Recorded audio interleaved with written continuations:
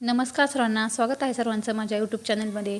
मी आज बनवलेली आहे शिमला मिरचीची भाजी। हे बघा, कढईमध्ये तेल टाकले, जिरे मोहरी टाकलेत, लसूण टाकलं टिचून, कांदा टाकला एक बारीक चिरून, छान असं परतून घ्यायचं।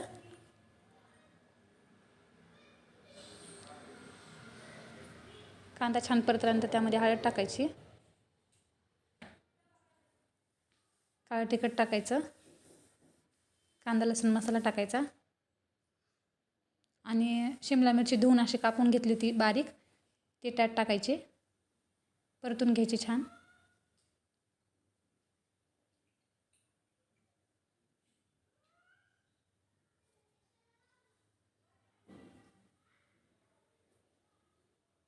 मीठ टाकायचं चवीनुसार, छान परतून घ्यायचं मीठ टाकून। पण